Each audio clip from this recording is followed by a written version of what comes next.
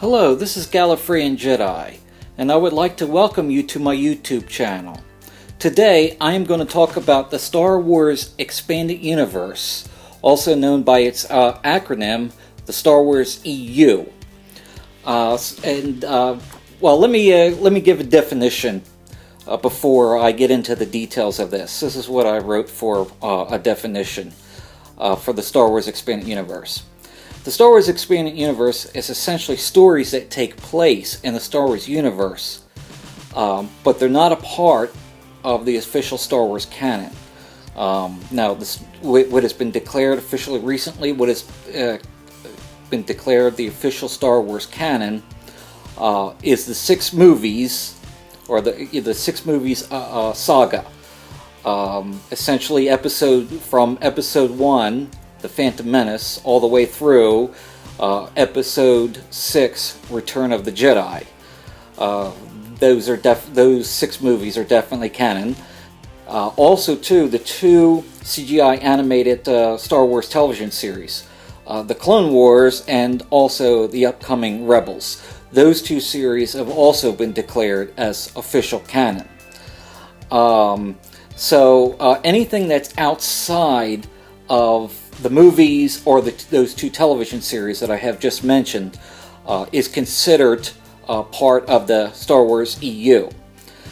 So essentially, what Star Wars Expanded Universe consists of, pretty much, in content, are usually novels. It's the primary method or the primary form of the EU, but also comics, technical manuals. There's a series of manuals for relating to the Star Wars universe called the Essential Guides, like the Essential Guide to the Characters, Essential Guide to Alien Races, Essential Guide to Droids, Essential Guide to Weapons and Technology, and Essential Guide to Ships and Vehicles, etc., etc. Also the Essential Chronology. That would be part of consisting of the Expanded Universe. Also, role-playing games, RPG games, and video games. Those are really the materials that you would see covered under the Star Wars Expanded Universe. And the reason why I bring that up today is because of the controversy, primarily the controversy that took place not too long after Disney's acquisition of Lucasfilm, and the declaration of what was going to happen with the EU in light of episodes 7, 8, and 9 being given the green light to be filmed, and so that sort of threw a monkey wrench into what was expected by fans, not necessarily conditioned by Lucas, but was expected by fans as part of the EU as being canon for the Star Wars universe. But before I get into that controversy, in which I will define the controversy and relate my personal experience with that, and my opinion on the Star Wars EU, and how fans should approach it and how fans should see it in light of the future stories of Star Wars, as far as what the main canon will be with the future stories of Star Wars, shall I say. But before I get into that, I'd like to do a general overview of the EU and the stories, or generally the themes covered in the EU, because keep in mind we're dealing with over 25 to 30,000 years of material that was covered in the EU or glossed over, and I think that's important. Now, keep in mind that some of the material that that I'm going to be covering, obviously, is also covered in the main canon, or the what has been declared as the official canon, the official main canon of the Star Wars universe. So some of the topics that I will be covering, obviously, are events that happened in the six movies and also events that happened in the Clone Wars and Rebels as well. Let's get started. Now keep in mind, I'm going to use two terms, BBY and ABY. Those are dates, just like BC and AD. BC means before Christ, so the history of our planet, all the years when it's saying 1000 BC, we're meaning 1000 years before the birth of Christ. And AD is Latin for Anno Domini, meaning the year of our Lord. So when we say 1000 AD, that means 1000 years after the birth of Christ.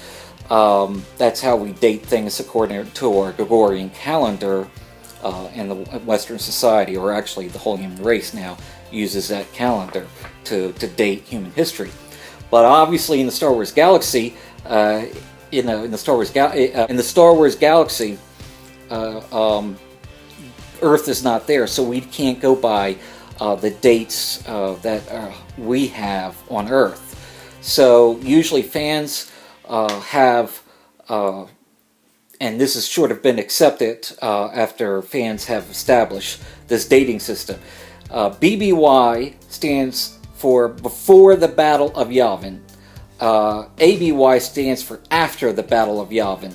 It was sort of established since Episode 4 was the first movie that dating systems for events in the Star Wars universe happened calendar-wise, as the Battle of Yavin in Episode 4, A New Hope, would be the center, or would be the 0 point, just like AD and BC are. So BBY and ABY would be the center for timing or dating method for the Star Wars universe. So BBY would be the years, anything that happened before the Battle of Yavin in Episode 4, A New Hope, and ABY would be the years or the events that would happen after the Battle of Yavin in Episode 4, A New Hope. So that's essentially, hopefully that won't confuse too many people on that dating method. But let's start off. The first period we're going to deal with is before the Republic, which happened 37,000 to 25,000 BBY, before the Battle of Yavin. And in this time, it's the Galactic Republic did not exist. This is before the days of the Republic, and pretty much space travel was very limited, almost like it is now, because you didn't have ships without the hyperdrive, and they couldn't fly faster than the speed of light.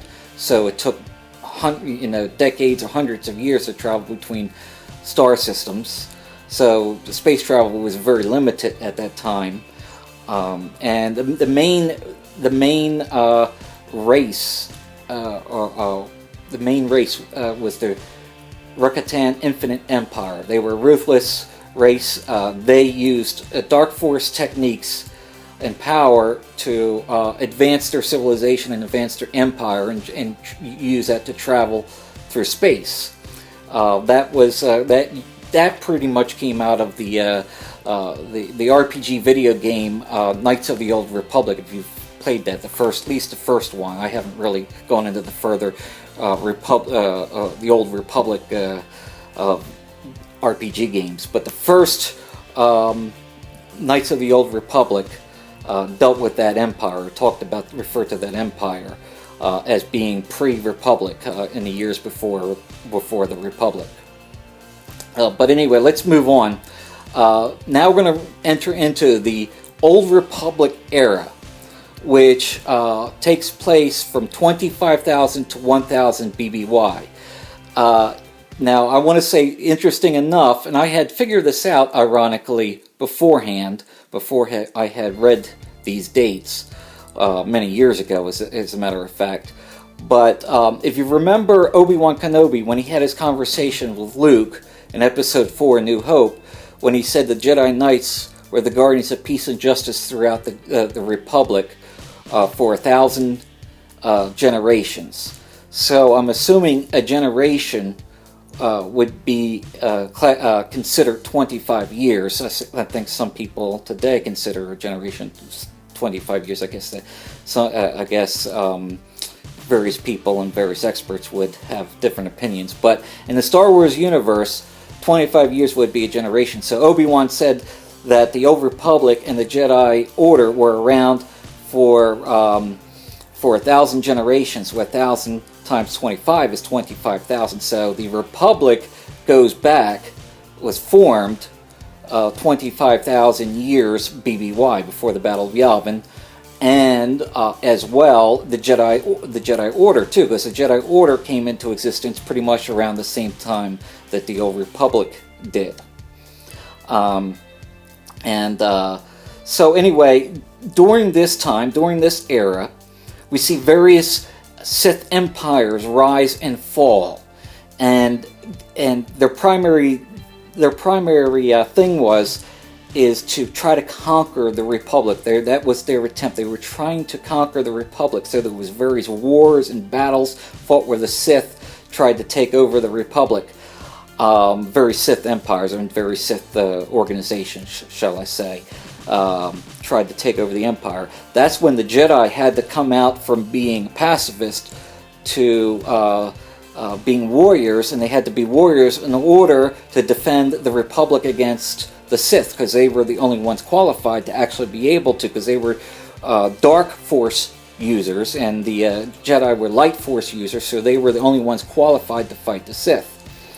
Well, the Sith were ultimately defeated at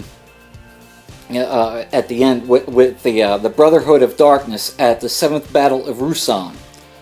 And then there was a rebirth of the Republic in the Ruusan formation. But anyway, various comics and graphic novels, and even RPG, the Old Republic and the Knights of the Old Republic, had dealt with stories in this era. So anyway, that's pretty much what you have covered in that time. Now we're going to go on to the third period, which is the rise of the Empire. And this is where it really gets interesting. This takes place from 1000 BBY to 0 BBY, which just means it takes us right up to Episode 4, A New Hope.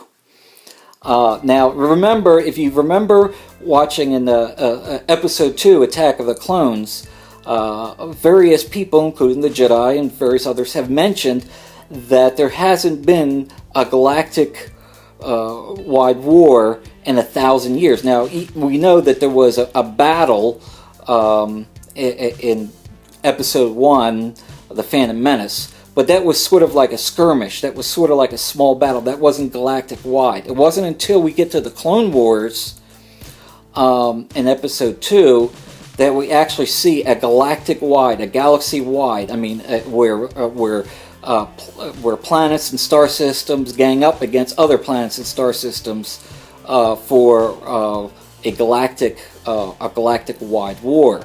And it was said that for 1,000 years the Republic had known peace. There was no war. I mean, I'm sure there was skirmishes and stuff like that, but as far as a massive war, the Republic had a golden era of peace. And the Sith were assumed to be destroyed. They were assumed by the Jedis and also the Republic to have become extinct. They were gone after their last defeat. But they did survive. For most fans who are fans of the EU, know that there was one Sith Lord that had survived, Darth Bane. He is the one who essentially created the Order of the Two, because he figured the Sith, the old saying, too many chiefs, not enough Indians. That I remember hearing that when I was a kid. Well, essentially, all the Sith, they wanted to not only conquer the Republic, but they wanted to conquer each other to be supreme, to be the supreme Lord or the supreme Sith Master. And infighting happened, and they ended up destroying themselves. That would have led to their downfall. Where Darth Bane figured that having multiple Sith Lords is a bad idea, so he created the Order of the Two. And they went into hiding. And plotted against the Republic and the Jedi Order in subterfuge, and that's where they stayed for 1,000 years until the time Palpatine, known as his alias, known as Darth Sidious. He was the Dark Lord of the Sith at the time, and Darth Maul was his apprentice. And that takes us up to Episode 1, The Phantom Menace. And that's why they call it The Phantom Menace, because the Sith were going to finally reveal themselves after 1,000 years, and they were going to put into motion their plot to take vengeance, to take over the Galactic Empire finally, the Galactic Republic, and take their vengeance on the Jedi Order. And essentially those events take us all the way to the Clone Wars, which start in Episode 2, Attack of the Clones, carried out through the various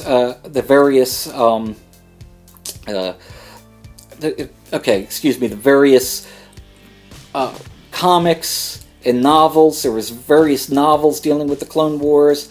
One of which, one of the most famous and most popular, is the Clone Troopers. There was a Clone Trooper series that was very popular. I haven't personally read that series, but I know it was popular amongst many. The Republic Commando series, I believe that was. But there was other novels dealing with the Jedi and the Clone Wars, and there was a comic series called Republic, which I have read. A comic series known as Star Wars Republic, which dealt with the Clone Wars. And also, of course, which was canon, is the Star Wars The Clone Wars series, the CGI animated. That was also during the period of the Clone Wars, and that is official canon, coinciding with all the EU material that is technically not canon now. But the Clone Wars tore the galaxy apart, essentially allowed Palpatine, Darth Sidious, to rise to power and take control, absolute control, from being an elected official to being a dictator over the entire galaxy. At the end of the Clone Wars, he was able to take over power as a dictator over the entire galaxy. We know from Episode 3 how he corrupted Anakin Skywalker, and he converted to Darth Vader. Anakin Skywalker, the greatest, or potentially the greatest Jedi to ever live, the chosen one to bring balance to the Force. He was converted to the dark side and to Darth Vader, which we all know that. The Great Jedi Purge took place under Palpatine's order, Order 66. So the clone troopers, under the command of Darth Vader, assassinated all the Jedi, and the clone troopers murdered through various parts of the galaxy, murdered the Jedi Masters and the Jedi Knights who were fighting for them, and that was known as the Great Jedi Purge. After that had taken place, he rechristened the Galactic Republic into the Galactic Empire. He was a dictator. The Jedi Order was smashed, with a few survivors, a few Jedi who survived the Great Jedi Purge, the Holocaust of the Great Jedi Purge. And essentially that's where it takes us in between the two trilogies, between Episode 3 and Episode 4. One of the things I found that I wanted to make mention of that was important for this period was known as the Outbound Flight Project. And that's something in the EU. Timothy Zahn, who's one of the most famous writers of novels and storytellers for the Star Wars EU, had dealt with this story. He had written stories about it, both from the timeline of the rise of the Empire and also after the rebellion, after the era of the rebellion in the New Jedi era. Dealing with the Outbound Flight Project. But let me explain what the Outbound Flight Project was. It was an expeditionary mission, a project. And it was led by Jedi Master Jorus Cyborth. And it consisted of 6 Jedi Masters, 12 Jedi Knights, and 50,000 men, women, and children. And what their goal was is pretty much like what you see in Star Trek. This was like the Star Trek version inside Star Wars. They were to boldly go where they haven't gone before. Well, let me explain what I mean. Is they were going to search. They were going to leave the galaxy. The outbound flight ship was going to leave the galaxy and try to explore other planets and search for other life outside of their own galaxy. And they had to enter into the unknown regions first. Unknown regions were at that time the sort of the wet, like what the West was, the outside their known republic, and some of the star systems were uncharted, but that was their first place they were going to go. But then they were going to hopefully leave the galaxy and try to seek for other planets and other life forms outside of their galaxy. That turned into a tragedy, which I don't have, because that mission was never fulfilled. But I don't want to get into that. Maybe I'll touch on it a little bit later when I get to the New Republic era. The Rebellion era, obviously, is also too. Let me back up 1 second, just to say that since Star Wars Rebels is going to take place 5 years before A New Hope, that's technically going to be classified under the era of the rise of the Empire. But anyway, now we're going into the Rebellion era. This is where the Alliance to Restore the Republic organization has formed. And when we pick up in A New Hope, that's where most of us, shouldn't even have to say this, because almost every Star Wars fan, even people who are not Star Wars fans, I mean, these are the events that happen in Episode 4, A New Hope, so everyone knows what happens. This is the classical story, where Luke Skywalker discovers his destiny. He's living on Tatooine. He's trained, he meets Obi-Wan Kenobi, who starts to train him as a Jedi Knight. Later in Empire Strikes Back, he's trained by Yoda because Obi-Wan was killed by Darth Vader in Episode 4. During Episode 4, he rescues Princess Leia, and he and Leia join the Rebel Alliance. They don't know they're twins at this point. He destroys... Luke is able, through the Force, is able to destroy, along with other a Rebel fleet, able to destroy the Death Star at the Battle of Yavin. That's the most famous battle that we know of from that movie. And that's where, because of that, that's where Emperor Palpatine and Darth Vader figured out that one strong enough in the Force was able to destroy the Death Star, and that's when they discover it was Luke. It was the son of Anakin, and that's when you see pick up in Empire Strikes Back, Episode 5, Empire Strikes Back. That's where Vader is searching for Luke, for obvious reasons, and I guess we all know from seeing the movies what happens and why Vader and Palpatine were seeking him. But anyway. This era, what we call the Rebellion era, is known as the Galactic Civil War. That means the Alliance to Restore the Republic's war against the Galactic Empire. And we see three major battles from the movies: A New Hope, Episode 4, New Hope; Episode 5, The Empire Strikes Back; and Episode 6, Return of the Jedi. In Episode 4, we have the Battle of Yavin. And in Episode 5, we have the Battle of Hoth. And then in Episode 6, we have the Battle of Endor, and that's where the Emperor was killed by Vader. Vader turned back to the good side. The Alliance, the Rebel Alliance, was able to defeat the Empire, and so forth. And that's what started the great victory of the rebellion. Democracy was restored to the galaxy, and a new republic was formed. And now that goes on to the New Republic era, and that takes place from 5 years to 25 ABY, after the Battle of Yavin. 5 years after the Battle of Yavin to 25 years. And it's during this time that we see the New Republic come into form, and how the politics and and the events that happened in order to create and sustain this new republic. But we also see the remnants of the Galactic Empire during this time, the rise and formation of the New Republic, but also the remnants of the Galactic Empire who try to undermine and dissuade the New Republic and try to reestablish the Galactic Empire.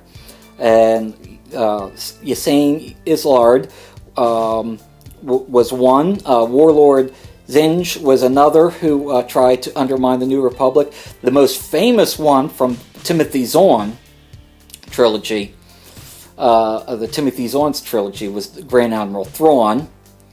Then we have from the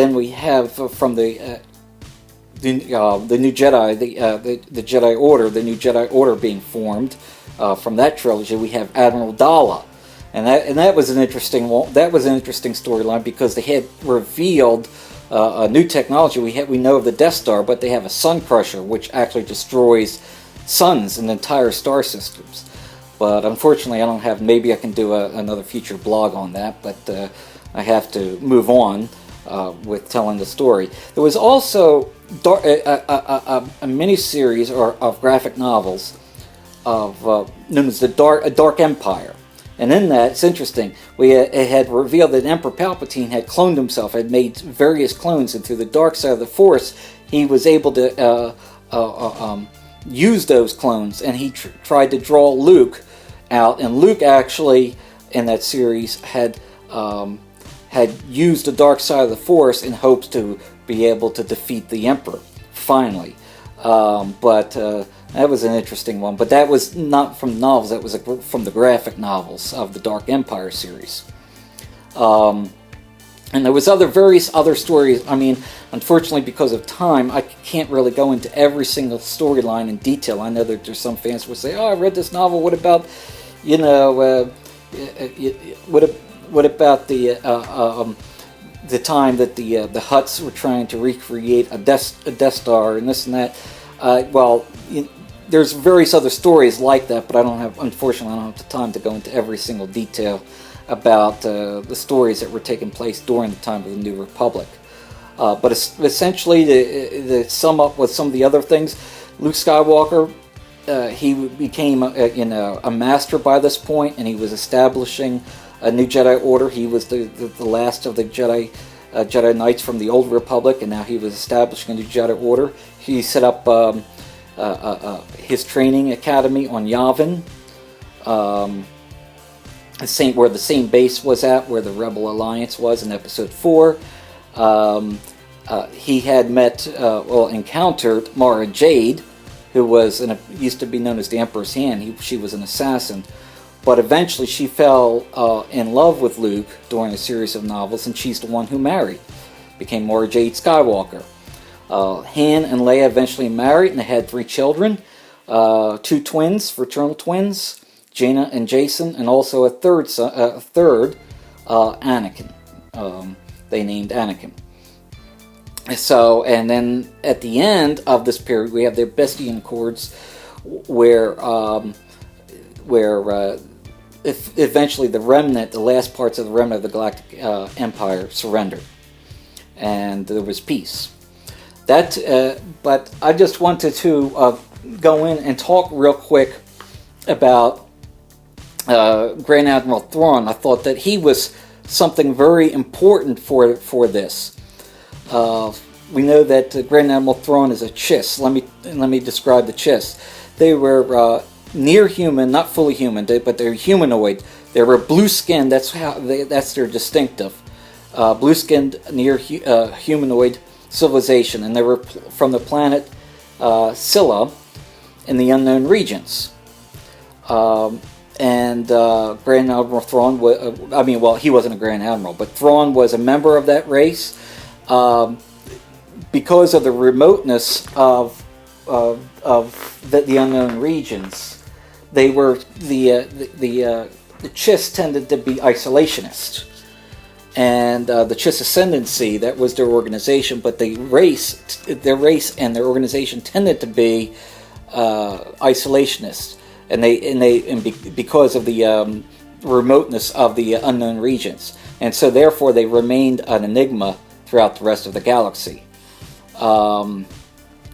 Scylla, their home planet, was the second planet from their star Scylla, and it let me see here. Let me get the.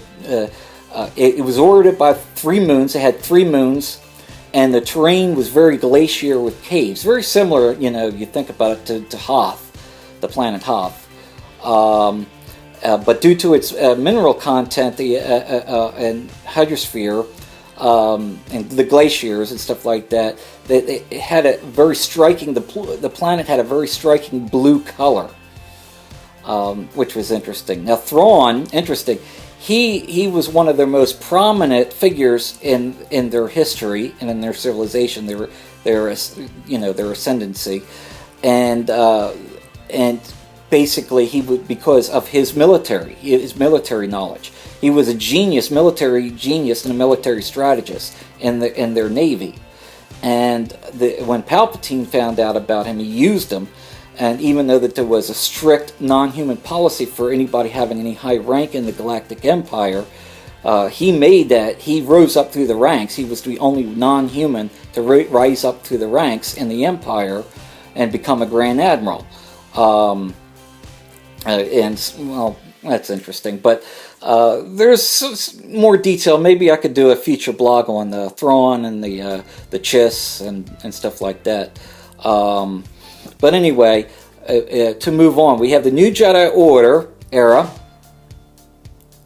and that had, interesting enough, the Yuuzhan Vong. The Yuuzhan Vong were an alien race, a very strange alien race from another galaxy. They had a very strange polytheistic religion. Their technology was based off all organic material. And they hated technology, especially droids. They felt that was blasphemous. They tried to conquer the New Republic, a very militant race, and with their religion being very militant and believing that all things have to come under the order of their religion. And they tried to conquer the New Republic by destroying world after world.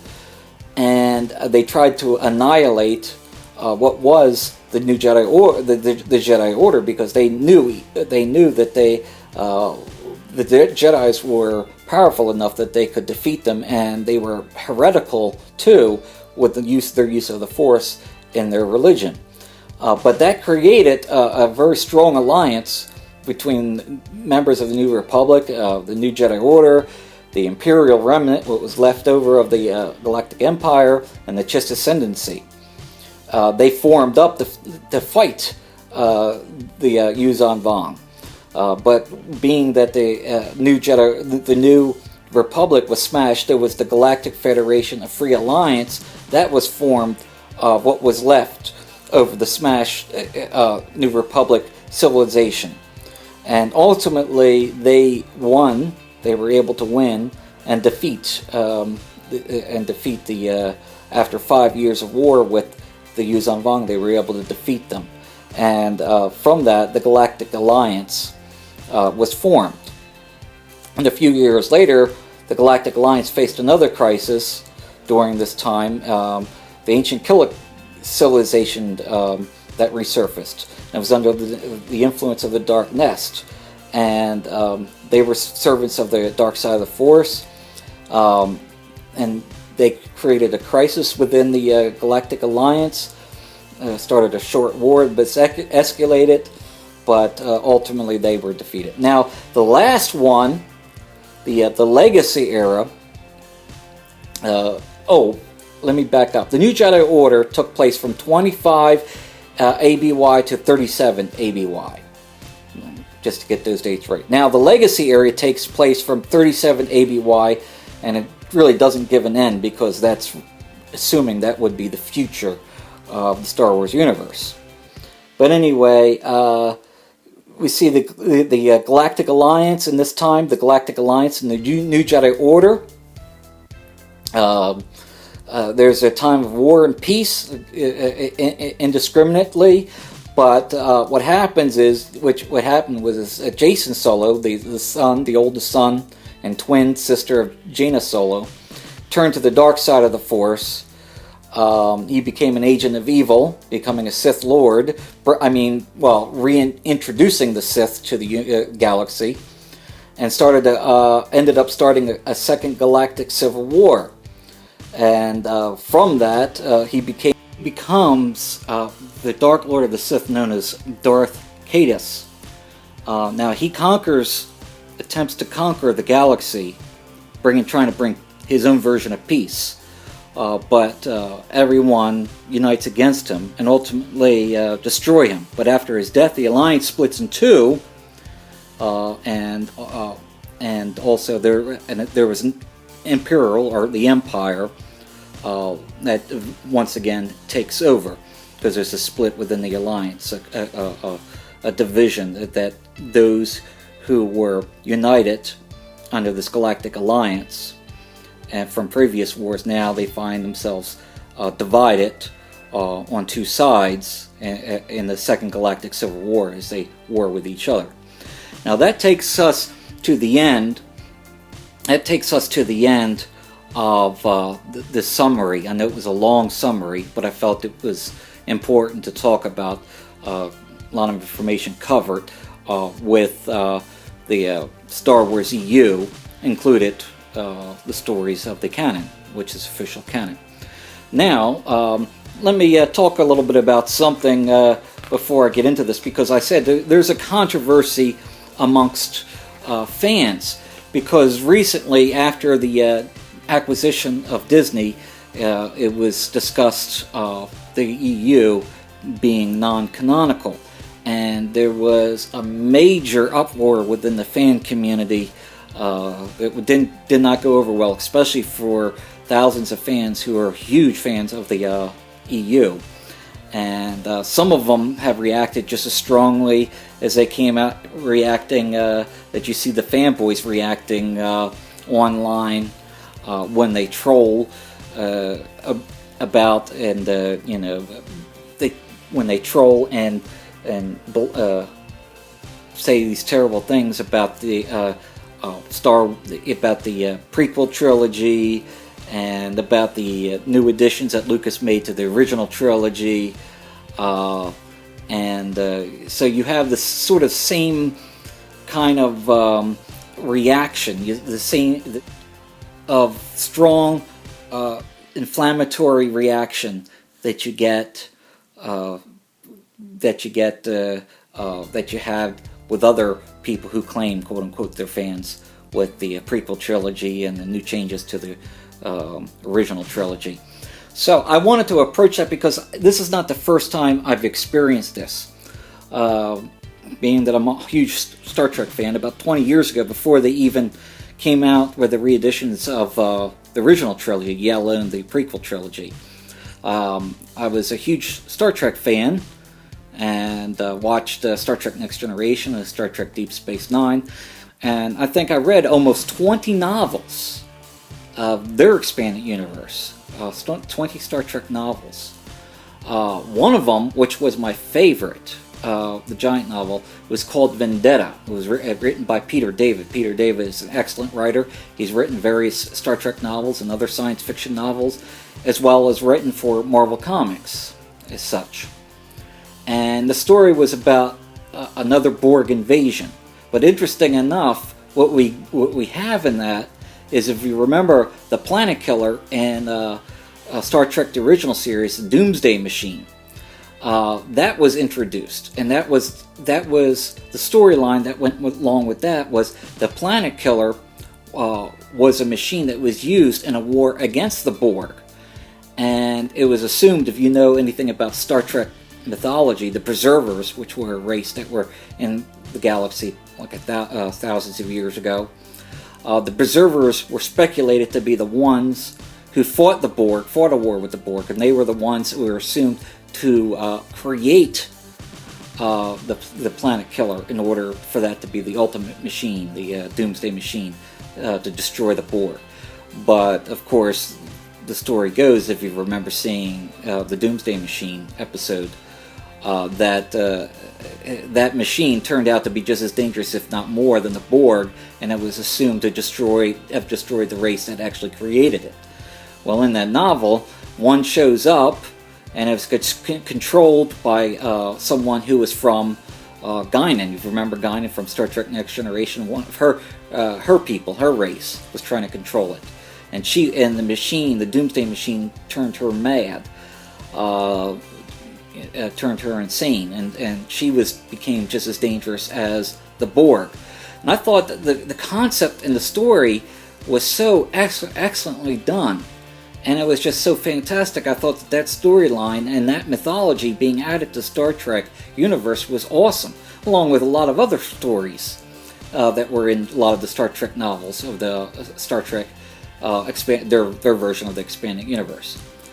But less than 20 years ago, Paramount came out because of all the contradictions between the novels of the original series, Next Generation, and Deep Space Nine, and Voyager, etc., etc.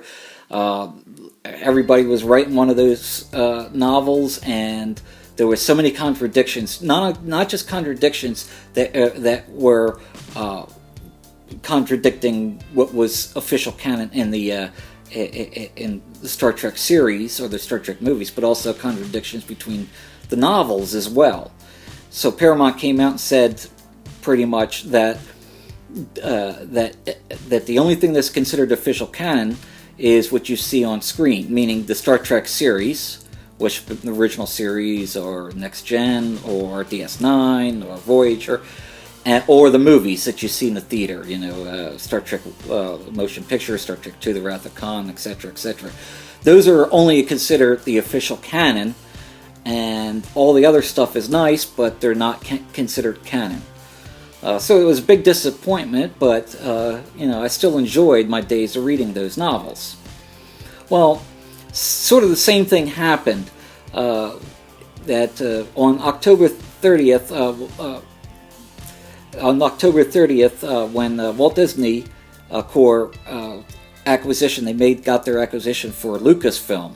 They decided the sequel trilogy, because remember, Lucas, before this acquisition took place, Lucas said the sequel trilogy would never be made. Episodes 7, 8, and 9 don't exist. He felt that with the prequel trilogy, that concluded the story with the original trilogy, and pretty much his story was done. This is the main story, other than a television series, whether it be the Clone Wars or their canceled live-action series.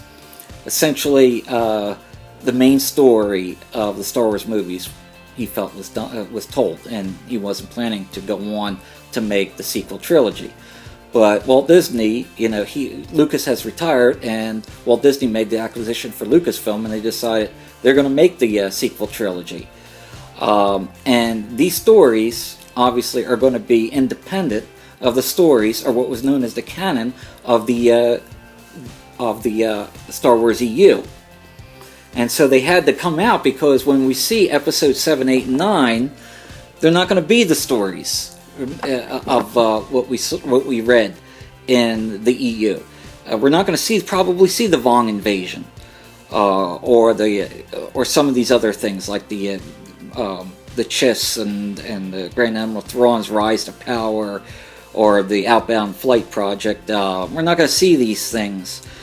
So they had to come out with a statement that these stories were great, they were very influential, but essentially they cannot be considered part of the main canon. The main canon, the main canon of Star Wars is obviously, like I said before, or the 6 movies, the Clone Wars, and Rebels, and obviously the future stuff that Disney will be making, which is the sequel trilogy, 7, 8, and 9, any other movies that take place in between those, and any other television stories.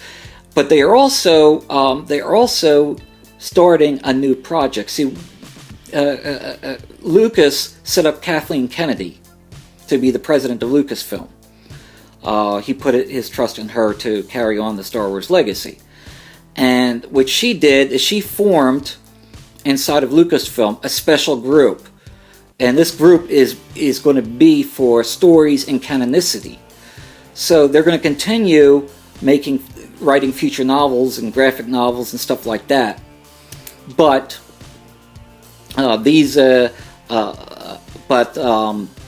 stories, these future stories, from here on in, are going to be considered canon, because this group is going to be closely watching what novels and what stories are being told, to make sure that everything lines up with the future novels, the future canon of the EU, and also that the canon of the EU is also going to coincide or fit within the canon of the movies. So this group was formed for that specific purpose. The first one to come out is called Star Wars: A New Dawn, and that is a prequel to Star Wars Rebels. But there's other ones going to be coming out called Star Wars Tarkin, Star Wars Heir to the Jedi, Star Wars Lords of the Sith. Those novels are going to be considered canon, official canon, because they're going to coincide canonicity with the movies and any other projects that Disney is doing with Star Wars. So this group is watching over that. And also too, what they're doing with the EU is, I'm sure what they're going to do is take some material, and they're going to take some material from the existing EU that's now been officially notified as non-canonical with the main canon of Star Wars universe. And they're going to take some of that, which they felt was good, and add it into the new canon, which they're going to have with their novels and the sequel trilogy.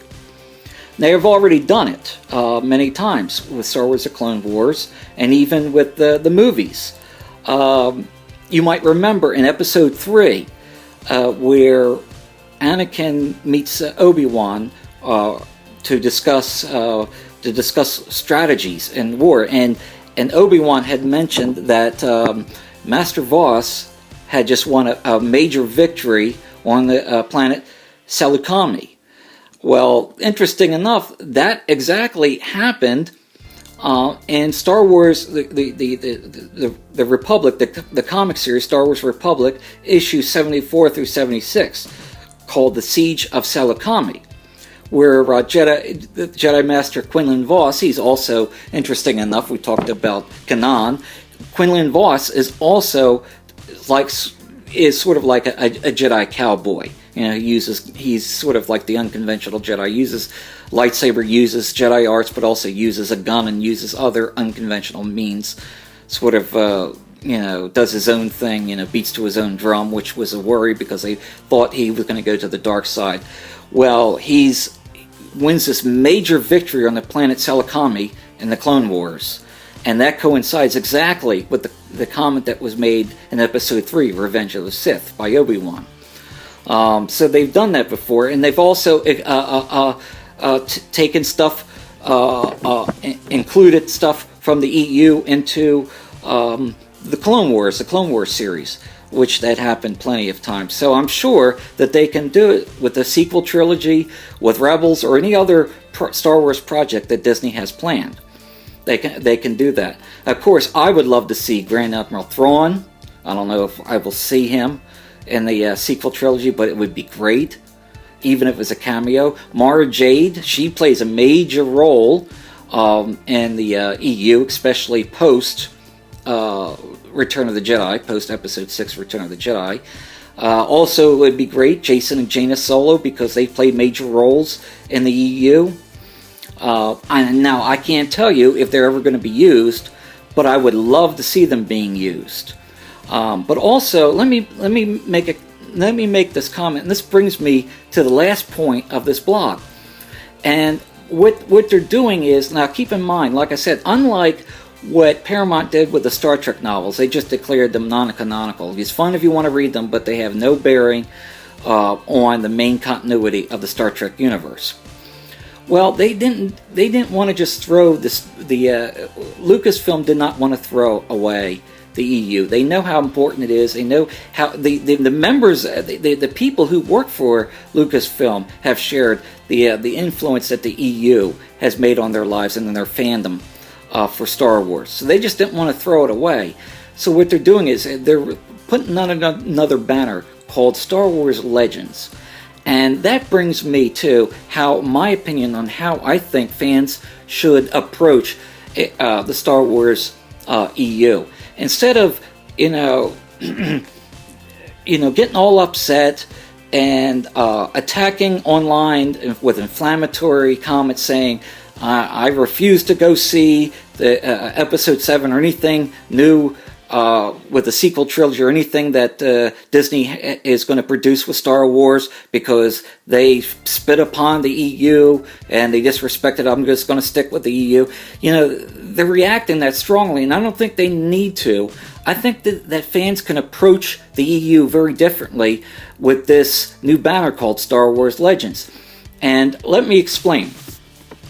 And let me explain how it's done. If you follow comic books, if you read Marvel Comics and DC Comics, you'll know exactly what I'm talking about. In Marvel Comics, they have a main continuity with all their titles and all their heroes. They have a main continuity that started from back in the day when Stan Lee and Jack Kirby, created all their characters. Right now, that main continuity is known as Earth 616. That is the official title that's known for the main continuity for all the titles in Marvel Comics. But there are many other titles, and they're considered multiverse. The other titles that are not connected, the other Marvel titles that are not connected with Earth 616, they're considered the multiverse, in which there's alternate realities inside the Marvel Universe. So you might have the Ultimate Spider-Man title, which has very similar storylines to what we know about the main canon, what we know about Spider-Man, but has a little bit of changes here and there with stories. Well, that's coinciding with the main continuity of the Marvel Universe, but it's an alternate timeline, or an alternate universe, an alternate continuity. Marvel has done that very well. DC hasn't, I have to say. It's a little bit more complex with DC, because DC came out, they very much like Marvel Universe. It's a shared universe where multiple stories and multiple heroes cross over with one another. Well, DC is the same way, but they constantly over the years have had contradicting storylines with their heroes. During the time of their Silver Age and then the Golden Age. And what they did is they created a thing called Earth 1, Earth 2, like different universes, which allowed these different continuities and these different stories for the same. So it's like you have Superman, and there'd be one storyline for him, and then when they created another storyline for Superman that contradicted the first, they just had it. The first one, the original one, was on Earth 1, and then the second one had a different continuity and a different storyline, was known as Earth 2. And that's the way that they dealt with that in DC Universe. But see, the problem is after years of writing these comics, and even having them cross over into each other's universes, the heroes crossing over to each other's universe and meeting themselves from the other universe, there is a lot of continuity problems that took place. So what they did is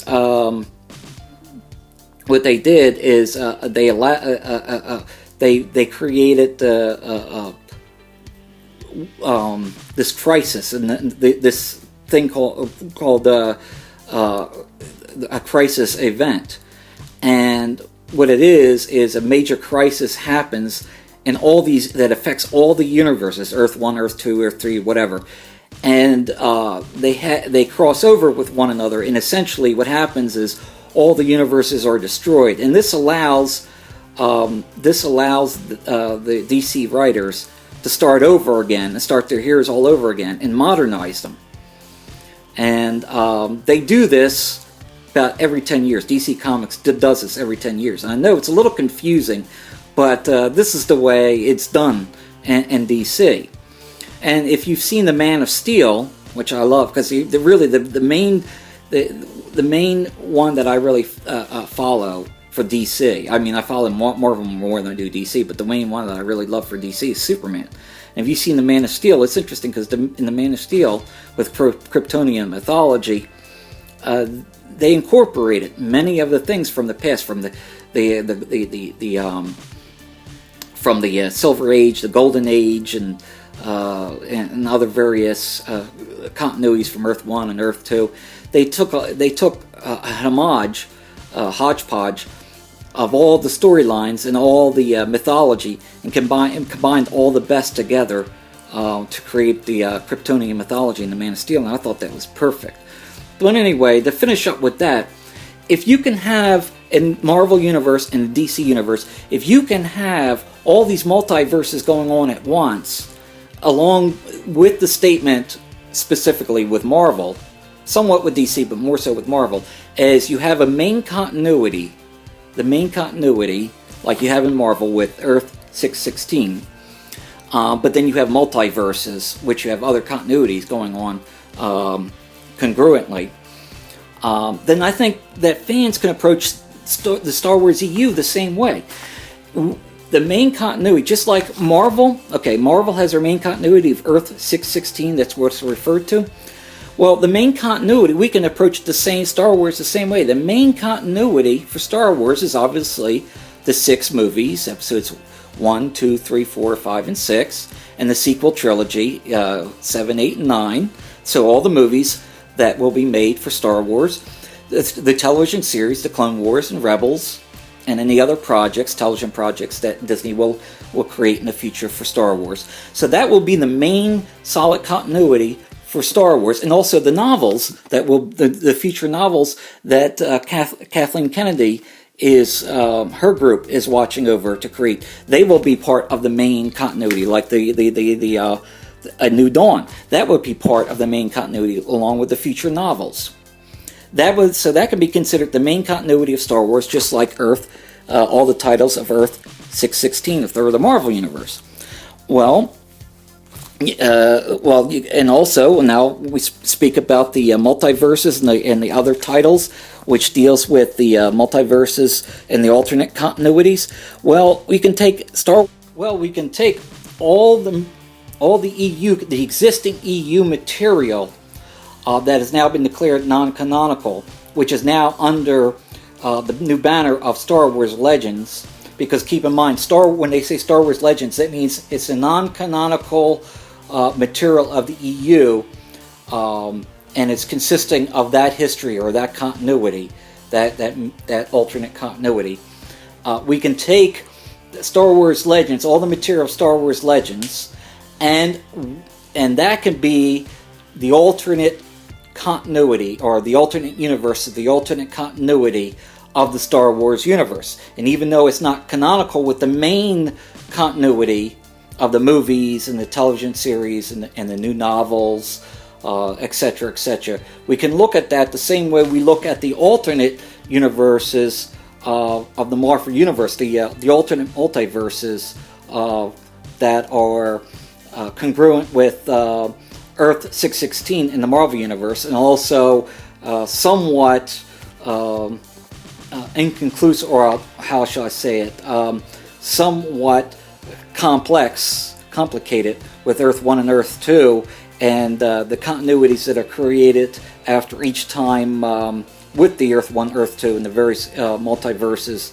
after each crisis experience, DC Universe Crisis. We can take that somewhat, and so essentially, in concluding this blog, or summing up this blog, which is really what I'm trying to do, is, and I'm hoping that I'm reaching out to everyone, especially those who are frustrated, who are fans of the Star Wars EU, and are frustrated with this announcement that it's not canonical. Keep in mind, it was never really canon. It was assumed to be canon by most fans, generally accepted, because keep in mind, Lucas allowed people to play in his universe. He considered it a shared universe just like Marvel and DC are, but he allowed people to play. He gave them guidelines. I mean, there were certain restrictions, but he never said that the EU, any of the material of the EU, outside of what he was writing for the 6 movies and also the Clone Wars, he never said that they are official canon. He's only officially declared canon that which he was directly involved with, which were the 6 movies and the Clone Wars television series. So he never considered. Now, obviously, like I mentioned before, he did borrow a lot of material and put it in the movies, the prequel trilogy, and also the Clone Wars. He took a lot of material from the EU and implanted those into the movies and the Clone Wars. But it was never officially declared by Lucas the EU material as a canon. It was just sort of accepted by fans. And it was more accepted by fans because when Lucas declared that there was not going to be a sequel trilogy, everybody assumed that everything after Jedi, Episode 6, Return of the Jedi, everything after that was going to be canon because there wasn't going to be any future movies to contradict the stories. Well, now there is. And that's why Kathleen Kennedy and her people at under Disney, or had to address the EU. But I'm glad because they just didn't throw it away like Paramount did with the Star Trek novels. They did give it a classification of its own continuity known as Legends.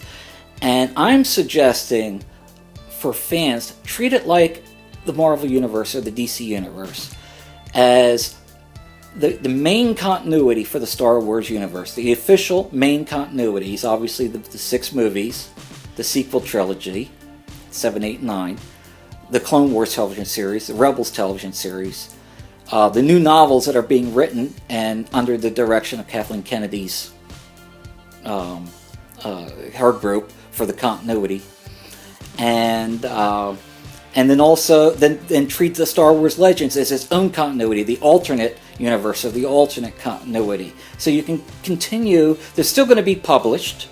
Everything that was all the EU stuff is still going to be published, but it's going to be under the new banner of Legends. Just treat that as an alternate timeline. And read it and enjoy it for what it is, but accept it as an alternate. Think of it almost like this is what would happen, like a what if in an alternate timeline. But always come back to the main continuity of the central continuity of what Star Wars universe is. And this way you can enjoy both. You can appreciate both. Because I'm sure, I'm looking forward to, in 2015 when Episode 7 comes out, I'm looking forward to getting in line just like I did with all 3 of the prequel trilogy. And also the original trilogy when I was a kid. All 3 of the original trilogy when I was a kid. I'm looking forward to Episode 7 coming out. And I don't want to let what happened with the EU, because I'm a fan of the EU too, disappoint that. So that's how I'm suggesting that we should. That's how I'm suggesting we should approach it. Is appreciate the main what Lucasfilm under Disney's acquisition has declared the main continuity, but also appreciate the alternate continuity of the Legends series as its own continuity, but separate from the main continuity in its own alternate continuity, its own alternate universe. And if you do that, I think that you can appreciate Star Wars without getting angry and frustrated and all the inflammatory attacks and language that is being spread around here. But that's just my opinion. Keep in mind, it's your prerogative what you want to do. If you want to cancel out the EU and just go with the movies and the new novels that are being written and the Clone Wars and the Rebels, that's fine. If you want to ignore Rebels and you want to ignore the sequel trilogy and just stick with the EU, that's what makes you feel comfortable, that's fine as well. Or my preference is do what I say. Go with the main continuity of the movies and the Clone Wars and Rebels as the main continuity, and then treat the Legends, Star Wars Legends, as the alternate continuity and appreciate both. That's how I see you can get it's the best of both worlds. But whatever method you choose, that's what you should go with. That's what your preference is. So I shared my opinion. I hope this helps Star Wars fans out there and help them to think through some of these issues. I'm at this point, this is probably my longest blog, but I think it's time now for me to end it. I want to thank everybody for watching this, especially for the length of time that it is, because it is a lengthy blog. And also, if you enjoy it, I would like to ask you to subscribe to my channel. That would be of help. So this way you'll get all the new updates when I come out with them. And with that, I think I'll end this blog and wish everybody the best, and may the Force be with you.